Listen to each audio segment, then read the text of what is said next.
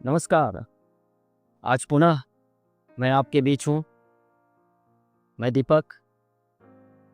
आप देख रहे हैं अपनी माटी, अपनी आवाज़, द देसी अंदाज में।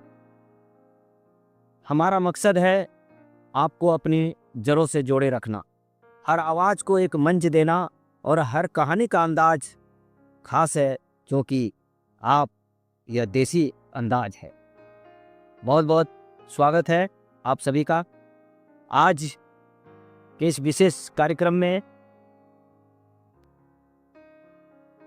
अभी जो विषय बहुत पूरे भारत के लिए एक बड़ा विषय है, पर छात्रों के लिए अभी एक माहौल बनने जा रहा है परीक्षा का। हर तरह का परीक्षा अभी कुछ ही दिनों में प्रारंभ होगा। तो हम लोगों ने आज इस खास विषय को परीक्षा पे चर्चा के रूप में आज हम लोगों ने इसको रखा है। और इस खास मौके पर हमारे कुछ मेहमान हमारे बीच हैं। मैं उनका परिचय आपको करवा देता हूं। आप हैं श्री अभिजीत दत्ता जी। आप बरतल्ला +2 स्कूल के आप टीचर हैं और माननीय उपायुक्त महोदय के द्वारा जो एक उड़ान का कॉन्सेप्ट पाकुड़ जिला में लाया गया था, आप उस उड़ान में आप कार्यरत हैं, उस उड़ान में आपकी भूमिका रही है। उनके ठीक बगल में आप हैं श्री अनंत साहा जी। परिचय के मोहताज नहीं हैं। आप एक शिक्षक हैं और आप इंटर और मैट्रिक के परीक्षार्थियों को मार्गदर्शित हमेशा करते हैं। उनके ठीक बगल में आप हैं श्री उज्जवल पाल जी। आप भी एक शिक्षक हैं और हमेशा आप भी बच्चों को मार्गदर्शित करते हैं। कोई भी परीक्षा हो, आपका भूमिका बहुत ही शानदार रहता है। तो आज हमारे मेहमान के साथ हम लोग इस चर्चा में भाग लेंगे।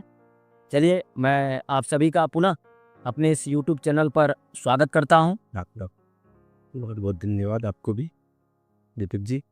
चलिए, अब हम लोग आपसे जानने का प्रयास करेंगे कि परीक्षा नाम सुनते ही थोड़ा सा विद्यार्थियों में थोड़ा सा एक डर का भावना उत्पन्न हो जाता है। परीक्षा होना है। आज का जो मकसद है हमारा, इसी डर की भावना को निकालना। तो उसके लिए आप लोगों को आज आमंत्रित किया गया है और आप लोगों से ही जानेंगे कि वो जो डर है, वो जो उसके अंदर जो भय व्याप्त होता है, वो जो अपने आत्मविश्वास को खो देता है, उस आत्मविश्वास को कैसे वापस लाना है, इसी विषय पे आपसे हम लोग आज बातचीत करेंगे, जानेंगे। आपसे जानेंगे और हमारे दर्शक भी जो भी इसको देखेंगे उसको भी ये समझ में आएगा। तो चलिए, मैं सबसे पहले हमारे अनंत जी से ही हम शुरुआत करते हैं कि परीक्षा से संबंधित परीक्षा की तैयारी के लिए बच्चे अध्ययन योजना कैसे बनाएंगे? अनंत जी।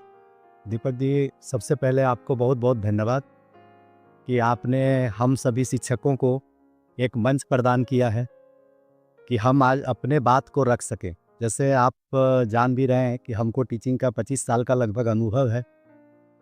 हम लोगों हमेशा बच्चों को तैयारी कराते हैं और आप आज एक ऐसा मंच दिए हैं जिसके माध्यम से हम ना सिर्फ अपने से जुड़े हुए बच्चों को, बल्कि ना सिर्फ अपने ज़िले के, बल्कि अपने पूरे देश के बच्चों को आज इस मंच के माध्यम से यदि हम कुछ मोटिवेट कर पाते हैं, उनका परीक्षा का डर को कुछ हद तक ख़त्म कर पाते हैं, समाप्त कर पाते हैं, तो हमें भी बहुत खुशी होगी।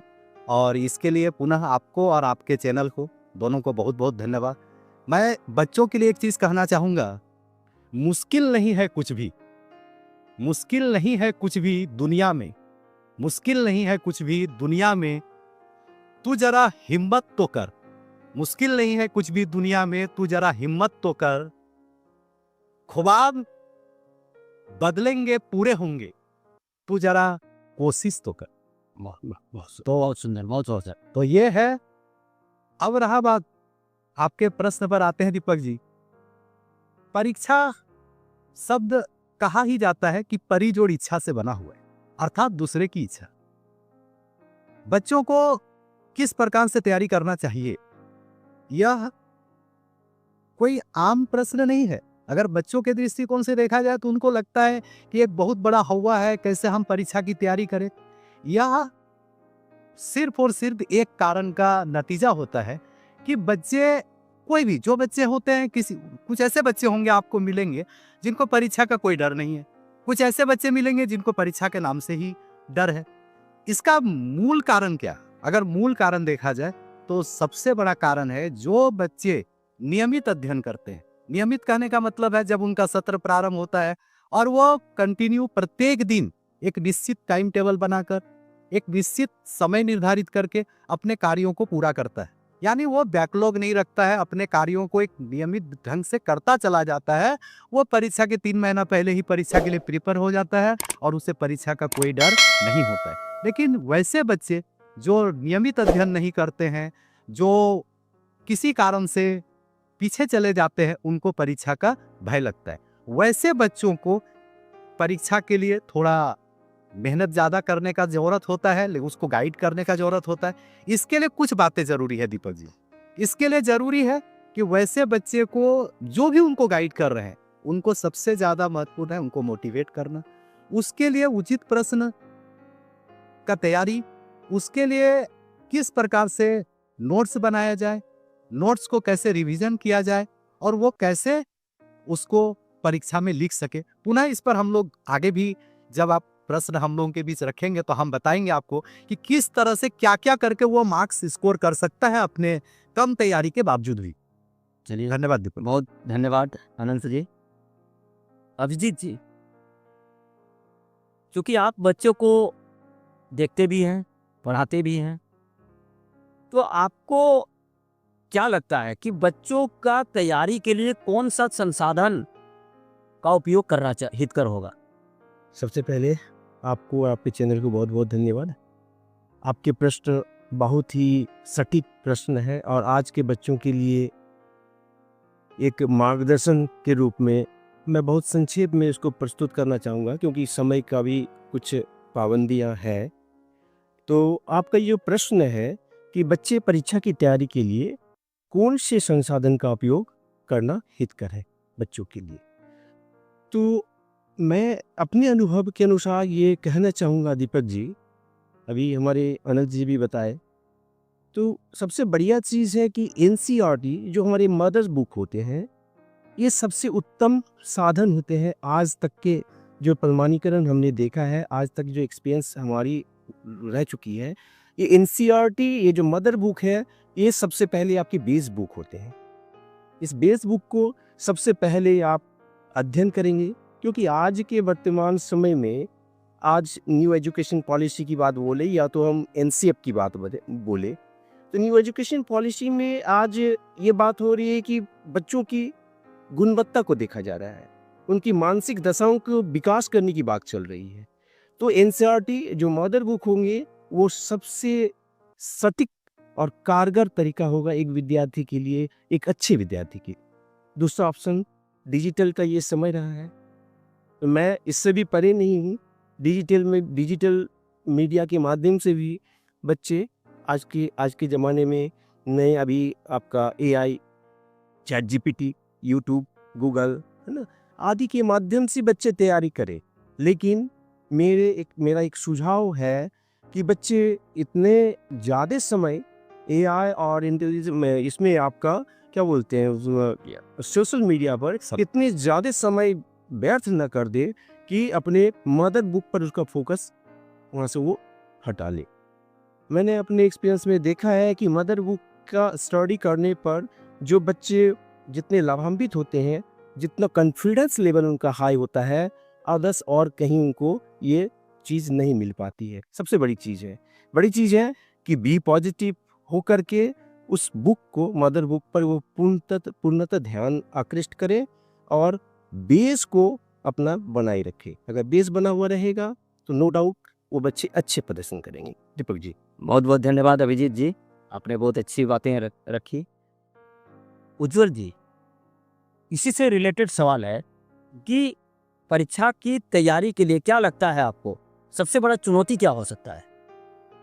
दीपक जी, आपको और आपके चैनल को बहुत बहुत जो है शुभकामनाएं, और आप नित्य जो है आगे बढ़ते रहें और लोगों को जो है सामाजिक तौर से हो, आर्थिक तौर पे हो, राजनीतिक तौर पे हो, जागृत करते रहें।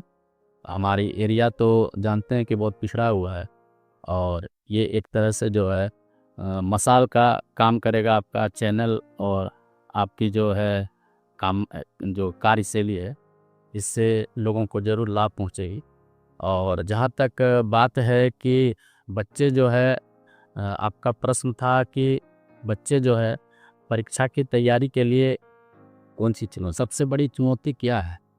तो फिलहाल जो है देखिए, बच्चों की तैयारी के लिए जो भी चुनौतियां हैं, उनको जो है सरकार के द्वारा ट्रेस भी किया जा रहा है, और उस पर जो है सरकार, शिक्षा विभाग हो, स्कूल के शिक्षक हो, सभी मिलकर एक तंत्र बनाकर काम कर रहे हैं, और हर स्तर से बच्चों को जो है चुनौतियों से निपटने के लिए कोशिश किया जा रहा है। जैसे आप देखेंगे कि जैसे ही सत्र शुरू हुआ तो हमारे जो शिक्षा विभाग है पूरा एक्टिव हो गए हैं, और सत्र प्रारंभ से ही बच्चों का पहला सप्ताह से ही उनका जो है असेसमेंट शुरू हो गया, वीकली टेस्ट के रूप में लेना शुरू हो गया, और एक एक्टिव मोड में ये सालों भर चलता रहा। तो बच्चे नो डाउट ये जो वीकली टेस्ट हो रहे हैं रेल प्रोजेक्ट के तहत, तो इनसे बहुत ज़्यादा लाभान्वित हुए। उन्होंने देखा कि कैसा कैसा प्रश्न आ रहा है, और उन प्रश्नों में हमको कहाँ कहाँ दिक्कत हो रही है। शिक्षक भी बहुत सारी डिस्कस किए, और बच्चों को एक अच्छे मुकाम तक पहुंचा दिए। बीच बीच में देखिए, अब जैसे एग्ज़ाम आने वाला है, एग्ज़ाम शुरू होने वाली है, उसके कुछ दिन पहले ही मॉडल सेट भी शिक्षा विभाग के द्वारा जारी कर दिए गए। इनसे बच्चा को क्या हो रहा है कि जो पहले एक चुनौती होता था कि कैसा क्वेश्चन पूछेगा, किस चैप्टर से कैसा क्वेश्चन आ सकता है, कैसा कैसा क्वेश्चन आएगा, उसका जवाब कैसे देना है, इनका भी जो है बहुत अच्छे से तैयारी हो रहा है। बच्चों को समझ में आ रहा है कि ऐसा क्वेश्चन आएगा, उसका जवाब हमको ऐसा देना है, इस तरह से हम लोगों को पढ़ना है। शिक्षा विभाग जो है, हमारे जो विभाग है, उस शुरू में ही जो है बच्चों को टेक्स्ट बुक अवेलेबल करवा दिए हैं, वो भी NCERT book he free of cost available करा रहे हैं। तो इससे क्या हो रहा है कि बहुत सारी सामग्रियाँ, टीचिंग लर्निंग मटेरियल्स भी बच्चों को उपलब्ध करवाया जा रहा है। तो कुल मिला के क्या हो रहा है कि बच्चों में जो पढ़ाई के प्रति जो आर्थिक अभाव होता था, धनाभाव होता था, उनसे निपटने के लिए सरकार पूरी तैयारी किए हुए है। अच्छे टीचर के द्वारा, चाहे वो डिजिटल प्लेटफॉर्म पर हो या फिर बहाली के द्वारा, बच्चों को जो है अधिक से अधिक उसके अध्ययन को सुगम करने का प्रयास किया जा रहा है, और इसमें बहुत हद तक जो है बच्चे बहुत हद तक लाभान्वित भी हुए। साथ ही परीक्षा का जो पैटर्न है, उससे भी बहुत बच्चों को लाभ मिल रहा है। बच्चे जैसे एमसीक्यू अभी लगभग हर सब्जेक्ट में 25-30 एमसीक्यू आ रहे हैं। तो उससे क्या हो रहा है कि बच्चे अगर पढ़ लेते हैं बुक को, तो उनके पास बहुत सारे क्वेश्चंस का खुद ब खुद जवाब आ जाता है, और उनको कर भी रहे हैं। और इसके कारण देखिए कि ईयर बाय ईयर रिजल्ट अच्छा हो रहा है, बच्चे अच्छे कर रहे हैं, और ग्रामीण क्षेत्र के बच्चे भी अच्छे कर रहे हैं। और ये जो ये ग्रुप बन रहा है, व्हाट्सएप ग्रुप वगैरह बन रहा है स्कूल के थ्रू से, उसमें भी हम लोग रेगुलर देख रहे हैं। हम लोग भी अपने स्तर से प्रयास करते हैं कि बच्चा को अच्छा से अच्छा कंटेंट, अच्छा से अच्छा जो है क्वेश्चन वगैरह हम पूछते रहें, ताकि बच्चा साल भर एक्टिव रहे, बच्चा का ध्यान इधर उधर जो है भटके। कुल मिलाकर अभी जो चुनौती है उसका समाधान सरकार के स्तर से, प्रशासन के स्तर से, विभाग के स्तर पर किया जा रहा है। अनंत जी, आपसे हम ये जानना चाहेंगे कि एक परीक्षार्थी क्योंकि देखा जाता है कि परीक्षार्थी समय का अपना प्रबंधन वो नहीं कर पाते हैं, जिस कारण से हमको क्या पढ़ना चाहिए, अभी क्या पढ़ना चाहिए, अभी 1 घंटा के बाद क्या करना चाहिए, या आगे हमको कैसे समय का प्रबंधन, उसको हमको कितना देर पढ़ना चाहिए। ये प्रबंधन बहुत बड़ा मैटर है किसी भी परीक्षार्थी के लिए। आपको आपका क्या इस पे विचार है, आपको क्या कहना है इस पे? दीपक जी, बहुत बातें हैं इस पर, बहुत महत्वपूर्ण प्रश्न है। आजकल की जीवन शैली हमारे समय की जीवन शैली से बदल रही, लेकिन अगर हम देखें तो मैं बेझिझक यह कहना चाहूँगा कि हमारी जो जीवन शैली थी शायद वो ज़्यादा वैज्ञानिक थी और ज़्यादा प्रमाणित थी। हम जितने भी, आप शायद आप भी मेरे बात से एग्री करेंगे, हम सारे लोग सुबह उठ जाया करते थे पढ़ने के लिए। हमारे यहाँ बिल्कुल ये नियम होता था कि सुबह उठकर पढ़ाई करना है, और कुछ देर पढ़ने के बाद हम लोग जो है सीधे जो है आउटडोर गेम के लिए, सुबह वॉकिंग के लिए हो या कुछ अपना स्पोर्ट्स खेलने के लिए हो या व्यायाम वगैरह कसरत वगैरह करने के लिए हम लोग बाहर चले जाते थे। इससे क्या होता था कि हम कहाँ भी गया है, आप सारे लोग जान रहे हैं कि एक स्वस्थ शरीर में एक स्वस्थ मन का विकास होता है। और आज का जो समय है वो बदला है। आज लोग जो है मोबाइल पे, सारे बच्चों के पास एंड्रॉयड फ़ोन है, लगभग सारे लोगों के पास, ग्रामीण क्षेत्रों में भी है। और उनका जो अभिभावक है, विशेषकर हमारे क्षेत्रों में, उनको एंड्रॉयड फ़ोन के संबंध में कोई जानकारी नहीं है। बच्चे माँ बाप को प्रेशर देकर एंड्रॉयड फ़ोन खरीदा लेते हैं और उसका मिसयूज करते हैं। तो अब हम बच्चों से यह कहना चाहेंगे कि चूंकि बच्चे जो वोट दे रहे हैं वो तो 16, 14, 18 साल के बच्चे हैं, उनको यह समझदारी होना चाहिए कि कौन सा तरीका बेहतर है।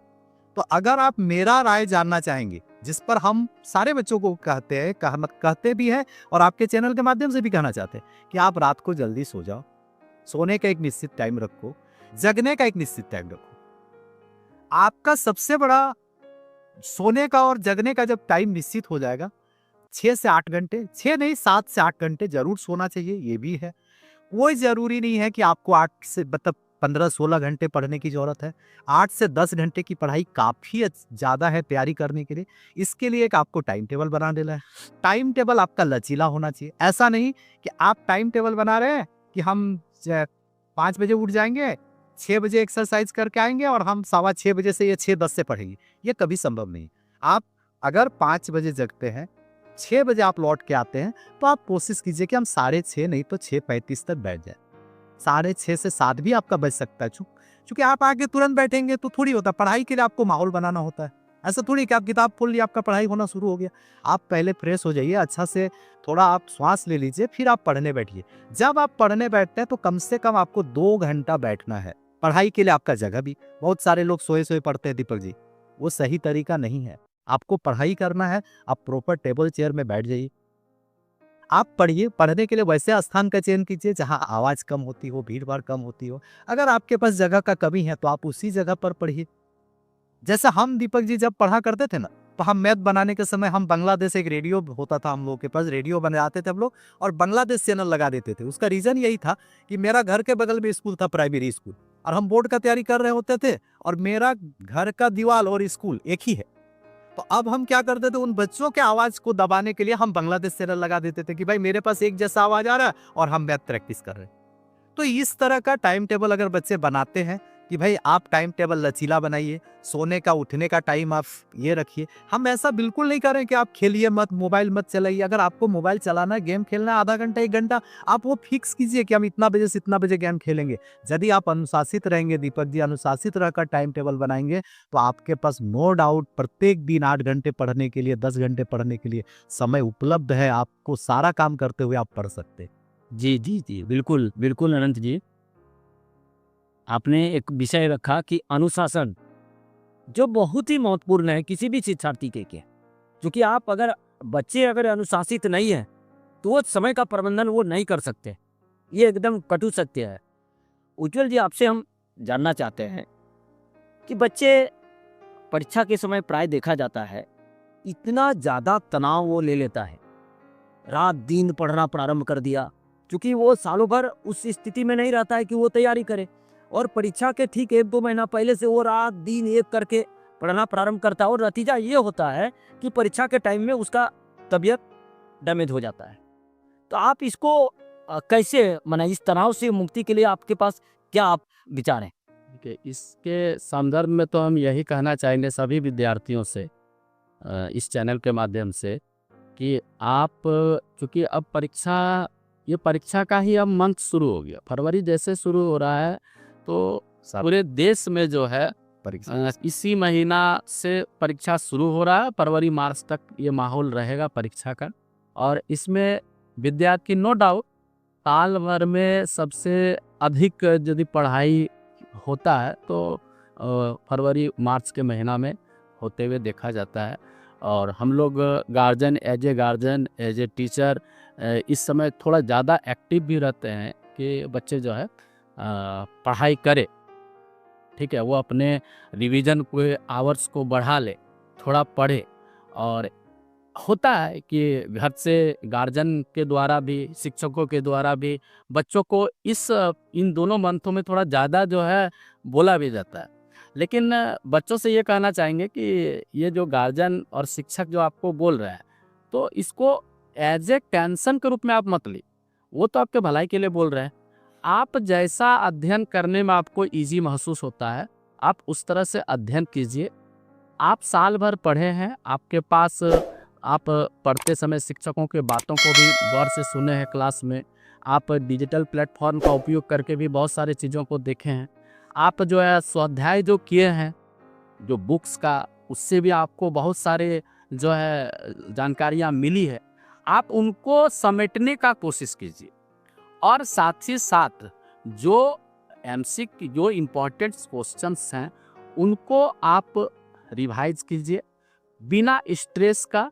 दूसरा हो गया कि आप जैसे आनंद सर बताएं भी कि जो नींद का समय है इसमें आप पर्याप्त नींद लें, हेल्दी डाइट का इस्तेमाल करें, नियमित व्यायाम जो कर रहे हैं इनके टाइम को घटाने की ज़रूरत नहीं है, क्योंकि इन सब के बावजूद भी आपके पास 8 से 10 घंटा पढ़ने के लिए समय है जो आपके जितने सारे सब्जेक्ट्स हैं उनके लिए काफ़ी।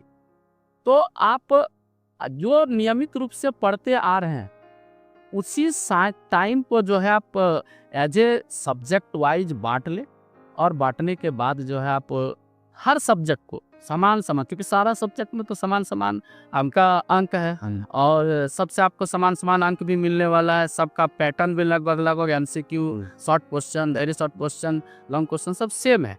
तो आप सब में समान समय दीजिए, एक अच्छा सा रूटीन बना लीजिए और डाइट को जरूर अच्छा रखिए, नींद अच्छा से लें, व्यायाम अच्छा करें।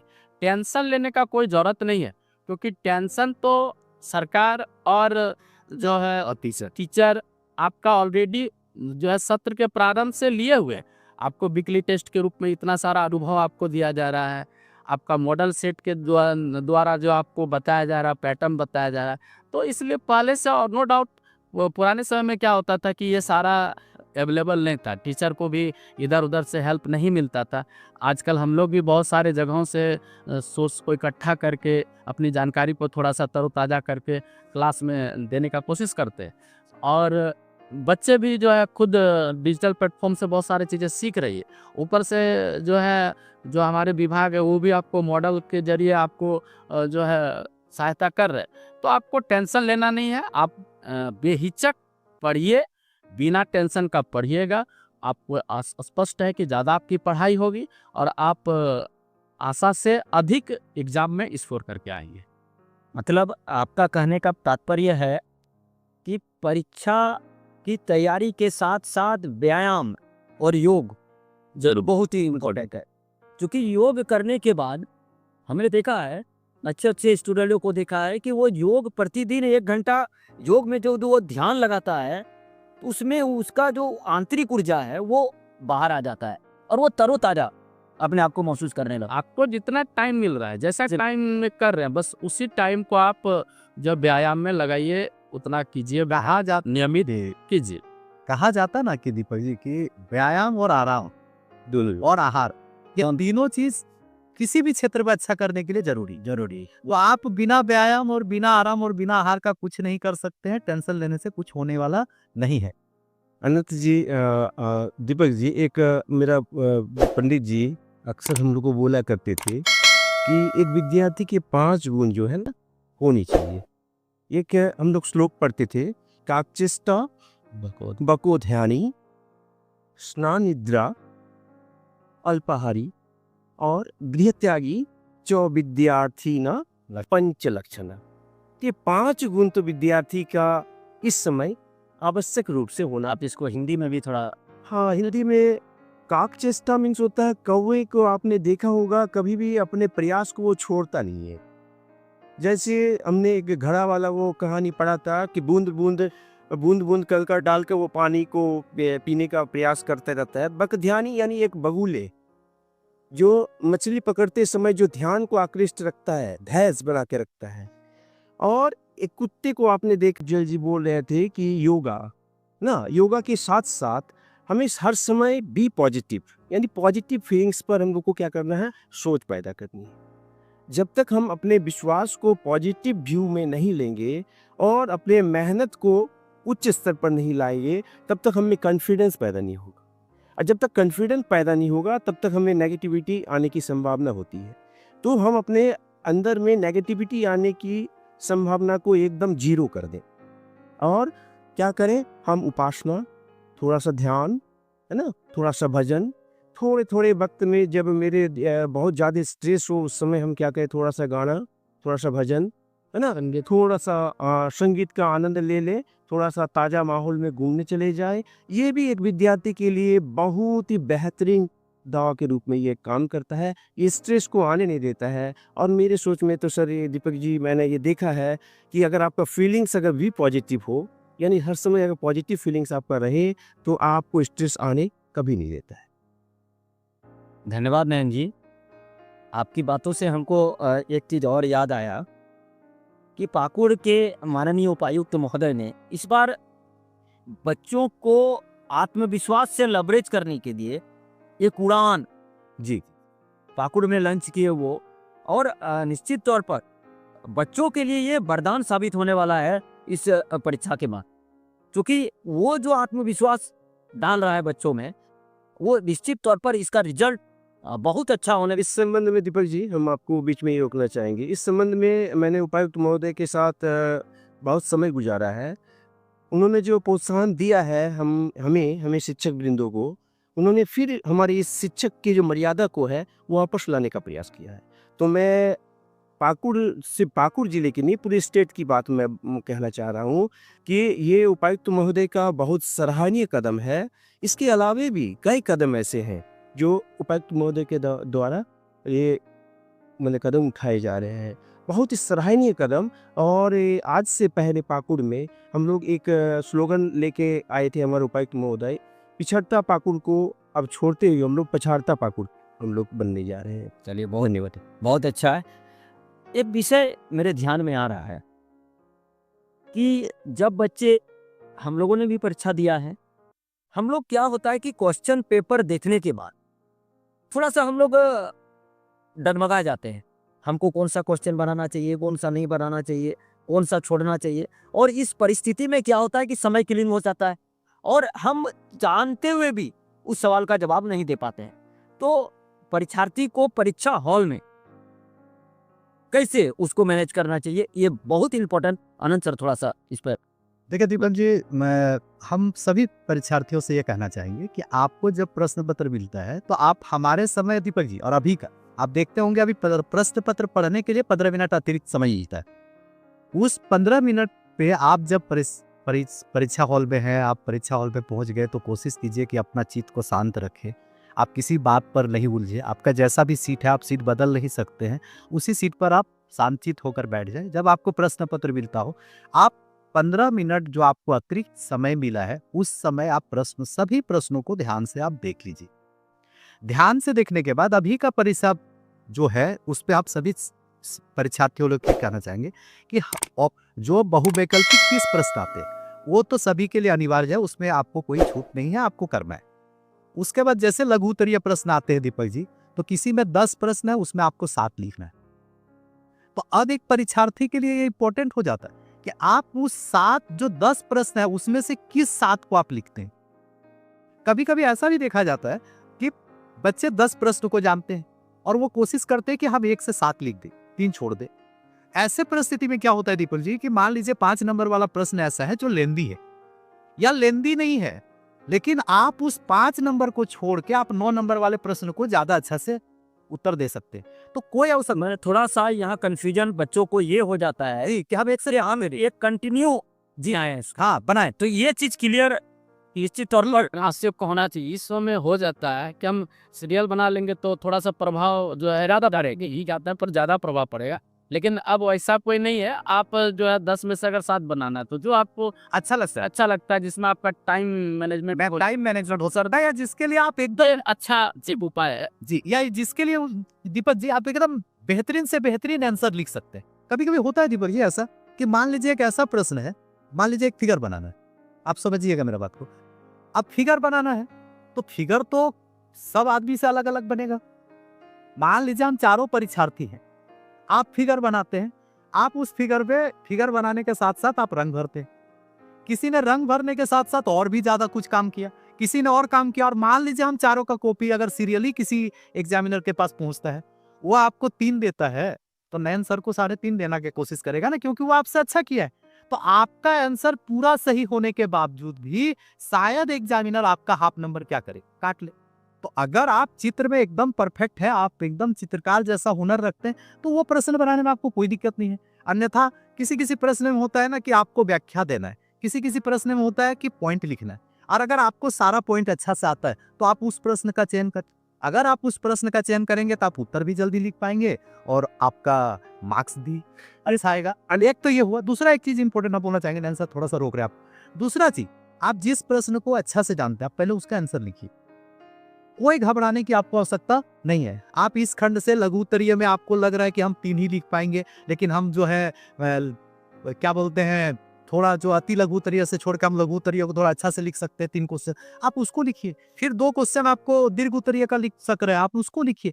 यानी कहने का मेरा मतलब है, जिस क्वेश्चन को आप अच्छा से जानते हैं आप उसको अच्छा से लिख लीजिए पहले, फिर उसके बाद आप जिसको नहीं सक रहे उसको लिखिए। फिर तीसरा, जैसे उज्जवल सर बोले कि आज सभी परीक्षार्थी प्रोजेक्ट रेल के तहत साप्ताहिक एग्जाम देते हैं, मॉडल सेट है, मैक्सिमम हाई स्कूल और मिडिल स्कूल में आपका जो है स्मार्ट क्लासेस हो रहा है, बच्चे सारे चीजों से परिचित है, बस उसको एक प्लानिंग से परीक्षा देना है। एक भी प्रश्न, मेरा तो ये कहना है, किसी भी परीक्षार्थी को एक भी प्रश्न छोड़कर नहीं आना चाहिए, उसको सारा प्रश्न टच करना चाहिए और उसका मार्क्स भी इनहेंस होगा। लेकिन आप पहले उन सभी प्रश्नों का उत्तर लिखिए जिसका उत्तर आप परफेक्ट रूप से अच्छा से लिख सकते हैं। उसके बाद आप उससे कम वाले को लास्ट में आप जो है सारे क्वेश्चन को टच करते हुए लौट करिए। यही डिफरेंस इसमें मैंने देखा है जी बहुत सारे स्टूडेंट को जी जी कि पहला 10 क्वेश्चन है, वो पहला क्वेश्चन पढ़ा, दूसरा पढ़ा, तीसरा पढ़ा, उसके दिमाग में क्वेश्चन नहीं आ रहा है, जी वो तुरंत हतोत्साहित हो जाती है। बिल्कुल। ये हतोत्साहित होने की आवश्यकता नहीं, बिल्कुल नहीं। वो 15 मिनट इसीलिए कि सारे को पढ़ लीजिए आप। कि आप हतोत्साहित नहीं, उसके बाद का जो क्वेश्चन है आप उसको बनाएं, जी। क्योंकि इतना आसान पैटर्न पे अभी एग्जाम हो रहा है, जी। किसी भी शिक्षार्थी के लिए पास होना कोई बड़ा बात नहीं है। पास होना भी ज्यादा नंबर लाना आज के रावण बहुत अच्छी दीपक जी एक नॉलेज भी ज्ञान हो जाता दीपक जी एक चीज थोड़ा सा बोलना चाहेंगे, उज्जवल सर थोड़ा सा माफी के साथ आपको हो गए। हम झारखंड में जो पहला टेट एग्जाम हुआ था दीपक जी, जिसमें मैं क्वालिफाई किया था जी, मेरा बायो नहीं है, मेरा मैथ है। अगर आप भी दिए होंगे या और भी लोग जो भी दिए होंगे आप उनसे पूछेंगे दीपक जी, बायो का क्वेश्चन ऐसा था ना, जब मैं देखा तो मेरे को लगा कि यार ये क्या है। फिर मैं पढ़ता गया, क्वेश्चन मेरे को समझ में नहीं आ रहा था, थोड़ा देर के लिए मेरे जैसे लोगों को भी टेंशन हुआ। फिर हम पलट कर मैथ पे गए उस दीपक जी, और मैथ हमसे बनना शुरू हुआ। और आप विश्वास नहीं करेंगे, मैथ तो बना बाद में बायो भी हमसे ढेर सारा सॉल्व। यही होता है यही चीज मैं बोल रहा है अपना घटना आपको, ये हतोत्साहित होने की आवश्यकता बिल्कुल ही नहीं। चलिए बहुत बहुत धन्यवाद, बहुत अच्छा चर्चा हो रही है। थोड़ा सा अब हम पैटर्न चेंज करते हैं। परीक्षा के बाद क्या होता है कि रिजल्ट अगर अच्छा नहीं आया, सबसे नाजुक टाइम होता है वो जी परीक्षार्थी के लिए। अगर रिजल्ट अच्छा नहीं आया, उस परीक्षार्थी को या उसके माता पिता को कैसे स्वीकार करना चाहिए, इस पर थोड़ा सा प्रकाश डालिए, क्योंकि यहीं से जो चीज़ हम बिल्कुल नहीं चाहते हैं, जो हम लोग कोई नहीं चाहते होंगे, वो उसी चीज़ में लोग उस दिशा में आगे बढ़ जाते हैं। उज्ज्वल सर, थोड़ा-सा इस पे माने प्रकाश डाला जाए। सबसे पहले तो मैंने भगवान से और माँ सरस्वती से तो प्रार्थना मेरा यही रहेगा कि ऐसा नौबत जो है बच्चों के साथ नहीं ना आए। ना है। क्योंकि ऐसा नौबत आने से कहीं न कहीं हम लोग, हमारा जो शिक्षा विभाग है, हमारा जो प्रशासनिक तंत्र है, हम शिक्षक जो हैं, गार्जियन जो हैं, थोड़ा न थोड़ा कहीं पर हट में लगता भी है कि हमारा प्रयास जो है सफल नहीं हो सका। लेकिन फिर भी जो है कामना ये रहेगा कि अगर रिजल्ट किसी भी स्तर से थोड़ा कम अप डाउन हो जाता है, तो इसमें विद्यार्थी को जो है हतोत्साहित होने की ज़रूरत नहीं है। आप उस रिजल्ट को स्वीकार कीजिए और फिर जो है इसके आगे की जो पढ़ाई है उसमें आप और भी बेटर करें, इसके लिए आप प्लानिंग कीजिए, है ना? और गार्जियन को भी हतोत्साहित होने की ज़रूरत नहीं है कि मेरा बच्चा बहुत अच्छा सत्र के प्रारंभ से लेकर स्कूल में बहुत अच्छे रिजल्ट किए और किसी भी तरह से परीक्षा में गड़बड़ हो गया। तो इसको जो है माने अन्यथा में ना लेकर बच्चों को प्रोत्साहित करने की ज़रूरत है, ताकि वो आगे के जो पढ़ाई है वो और बेटर ढंग से कर सके और अपना जो रास्ता एक क्लियर करता है। क्योंकि जैसे मैट्रिक देने के बाद बच्चों में होता है कि हम मैथ्स में जाएंगे तो हम बायो में जाएंगे, तो आर्ट्स जो है आईपीआई करना है तो हमको आर्ट्स के आगे बढ़ना है। बहुत सारे ऑप्शंस हैं। मेरा सवाल भी वही उसी तरह आना था। हाँ, चलिए, आ रहा है। सर बस आप जिसमें आप फिट बैठ जाएंगे। अगर हो सकता है कि हमारा एम था में जाना था, उसमें हमारा नहीं हो रहा है, तो इसके बाद भी तो हमारा सेकंड एम है, वहाँ पे हम क्वालिफाई कर सकते हैं और अच्छा रिजल्ट कर सकते हैं। और रिपन जी, मैं थोड़ा-सा जल्दी के साथ में हम कहना चाहेंगे कि मैं थोड़ा-सा बार-बार एक चीज़ चर्चा कर रहा था कि एनईपी 2020 के बारे में मैं चर्चा कर रहा था। नेशनल करिकुलम फ्रेमवर्क में स्पष्ट निर्देश है कि इस बार की जो पढ़ाई है, जो रटने वाली जो प्रक्रिया है सर, गार्जियन अभिभावक को ये सोचना होगा। पहले क्या होता था, मेरिट बनता था अकॉर्डिंग टू योर रिजल्ट, है ना? इस बार क्या हुआ, मेरिट को प्रायोरिटी दिया गया है। तो दीपक जी, हम कहना चाहेंगे कि जो मेरिट को प्रायोरिटी दिया गया है, इसलिए अभिभावक को हतोत्साहित होने की कोई आवश्यकता नहीं है। बच्चों को मोटिवेट करके और अच्छे रिजल्ट करने के लिए उनको अग्रसर करना पड़ेगा। और एक चीज़ है दीपक जी, थोड़ा सा कह लेते हैं कि असफलता कुछ होता ही नहीं। आप अगर किसी चीज़ के लिए प्रयास कर रहे हैं ना, तो आप अगर एक बार असफल भी हो रहे हैं तो आप समझिए कि सफलता के एक कदम आप नजदीक पहुंच रहे हैं। ऐसा थोड़ी है कि एक अगर एग्जाम आपका खराब हो गया। अच्छा, लाइफ में कौन फेलियर नहीं है दीपक जी? आप सिर्फ एग्जाम को क्यों लेते हैं? अगर एक साधारण खाना बनाने वाला आदमी जो पहली बार खाना बना रहा हो, हर मोड़ जी हर मोड़ पे फेलियर तो साथ साथ चलता है। अगर किसी रोटी बनाने वाले आप बावर्ची को पूछिए, क्या पहला दिन उससे रोटी अच्छा बना था क्या? या आप और हमसे किसी से पहली बार जीवन में को सही दिखाया था क्या?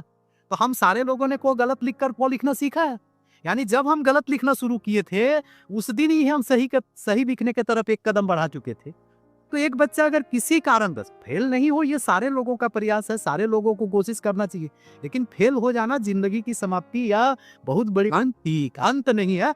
आप एक बार कोशिश कीजिए और क्या कमी रह गया उसको स्वीकार कीजिए और आगे पूरा दिलो जान से कोशिश कीजिए। अगले बार और अच्छा होगा। हमको लगता है किसी भी चीज में फेल करना वो अंत नहीं, वो शुरुआत से तो प्रारंभ है। बिल्कुल।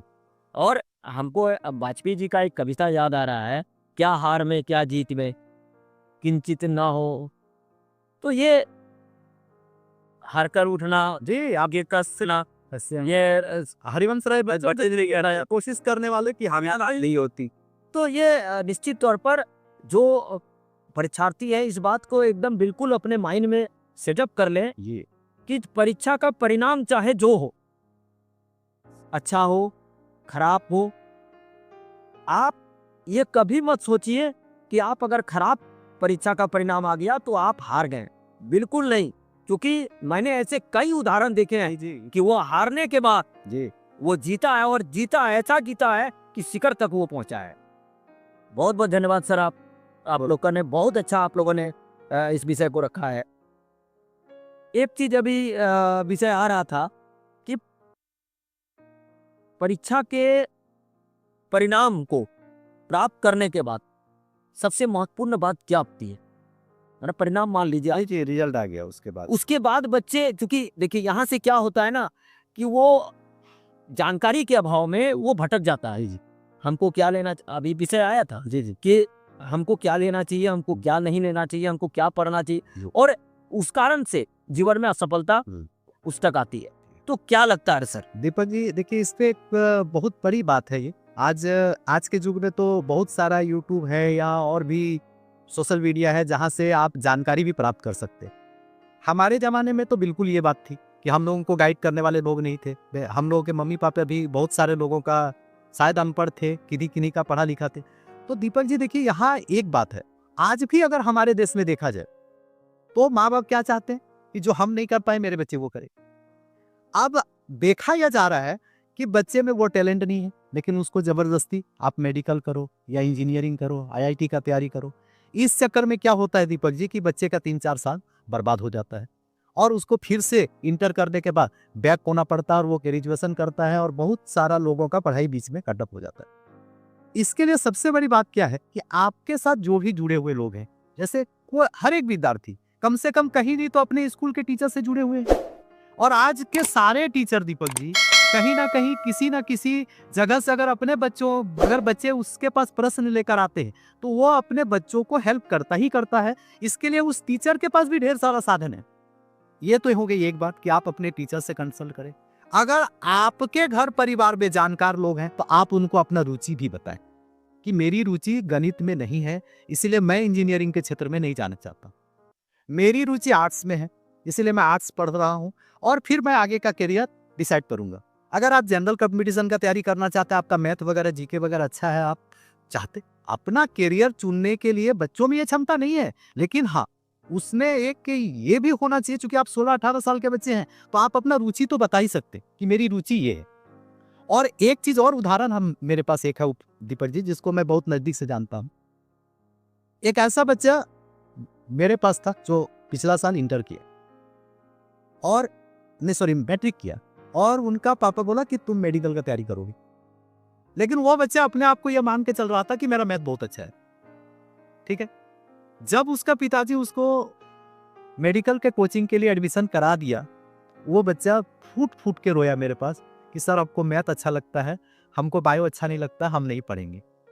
लेकिन उसका पापा सोच रहा था कि नहीं ये मेडिकल का ही तैयारी कर। मैंने दीपक जी उस बच्चे को कहा कि तुम एडिशनल में मैथ रख लो, इंटर में बायो रखो और तुम एडिशनल में मैथ रख लो। आप बिलीव कीजिए दीपक जी, उस बच्चे का प्री बोर्ड, अभी इस बार वो इंटर का बोर्ड लिखेगा, 95 नंबर उसका 100 में बायो में है। अब आप समझिए दीपक जी कि बच्चे का तो रुचि मैथ में था। क्यों था?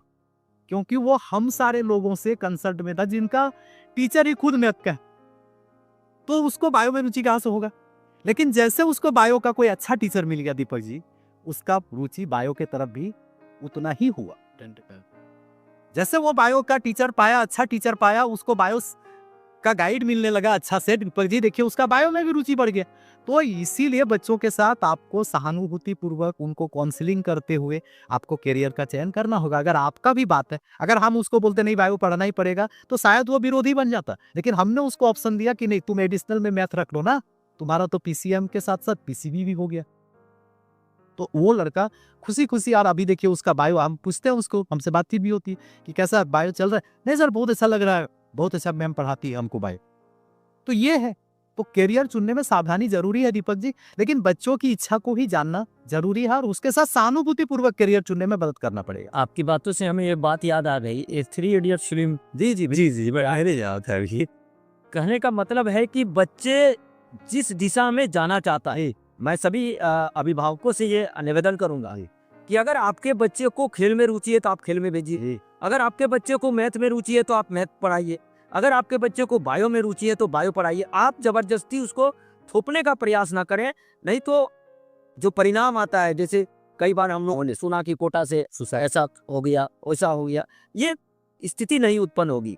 तो सभी गार्जियनों से मेरा दरख्वास्त है कि इस पर थोड़ा बातचीत अपने बच्चों के साथ जरूर करें। बिल्कुल। और एक चीज है दीपक जी, आप ऐसा सोचे ही नहीं कि अगर वो डॉक्टर या इंजीनियर नहीं बनता तो उसकी लाइफ चौपट हो जाती है। कहीं ऐसी बात नहीं है ना। यदि सारे लोग डॉक्टर इंजीनियर बनेंगे दीपक जी, नहीं ना, टीचर भी तो बनेंगे और भी तो काम करेंगे, समाज सेवक बने। समाज सेवक बनेंगे, सारा क्षेत्र है दीपक जी। इसीलिए किसी भी अभिभावक से, आपका बात को हम आगे बढ़ा, किसी भी अभिभावक से मैं यही कहूंगा, अगर आपको लगता है कि आपका बच्चा इसमें अच्छा कर सकता है तो आप उसको विश्वास में ले, उस पर दबाव नहीं डालो, दिल पर दबाव बच्चों से बातचीत बहुत जरूरी है जी, बिल्कुल बहुत इम्पोर्टेंट है किसी भी अभिभावक का। जी। दीपक जी, एक बात कहना चाहेंगे इस संबंध में। मेरा विचार है अनंत जी, आपके मैं सहमत हूँ कि क्लास 9 से ही बच्चों को अगर हम मोटिवेट करते रहे कि भाई आपका स्किल क्या है और आपको किस क्षेत्र में जाना है, अगर उसको एक टारगेट गोल हम दे दे, उनको अगर हम लोग मोटिवेट करके एज ए मोटिवेटर शिक्षक को या तो बाहर से, हमारे उपायुक्त महोदय के द्वारा एक एक्शन लिया गया पाकुड़ जिला में कि जैसे ही माध्यमिक परीक्षा समाप्ति के उपरांत प्रत्येक विद्यालय में एक कैरियर काउंसलिंग की बात चल रही है। ठीक है, कैरियर काउंसलिंग अगर होती है तो बच्चे बहुत कंफ्यूज होते हैं, हमारे ग्रामीण क्षेत्रों के बच्चे काफ़ी कंफ्यूज होते हैं कि भाई मैट्रिक के बाद क्या क्या स्कोप है हमारे पास। तो ये उपायुक्त महोदय के द्वारा एक अच्छा एक्शन भी लिया जा रहा है और हम लोग तो सर ये प्रयास करते हैं क्लास 9 से ही उनको रास्ता दिखाया जाए।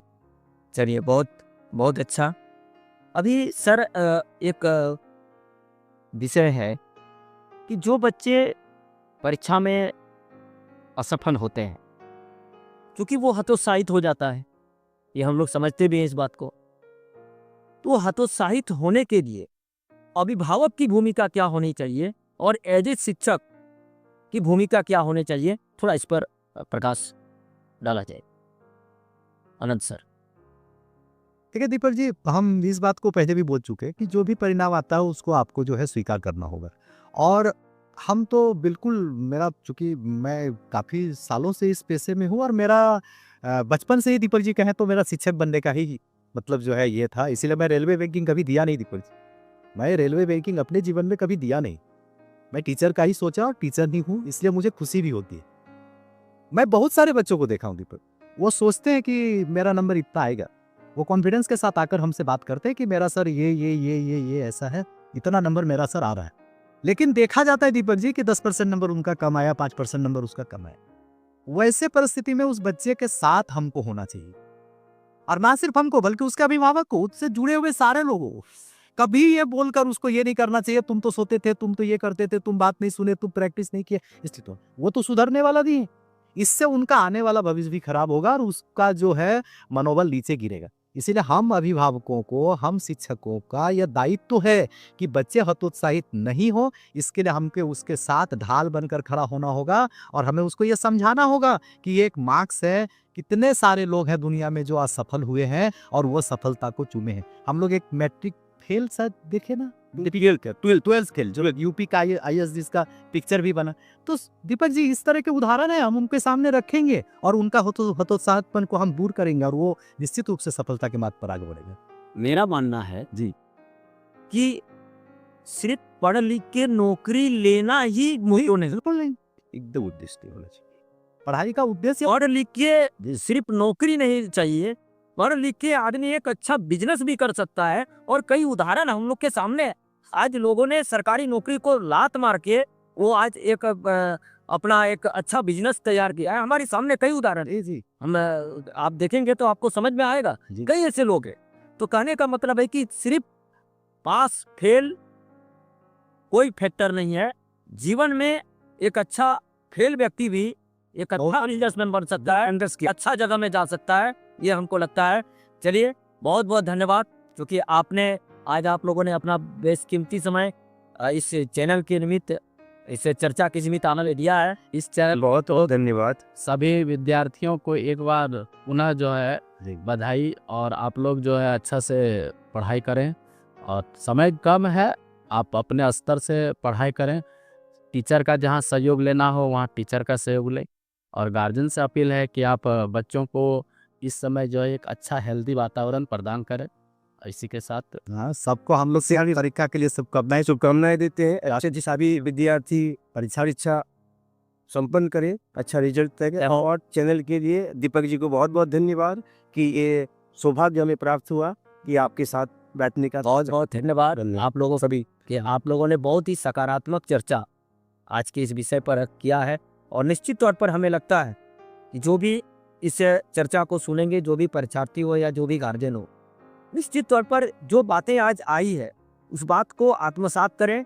परीक्षार्थी निश्चित तौर पर बिना कोई स्ट्रेस लिए, बिना कोई तनाव से आप परीक्षा की तैयारी करें।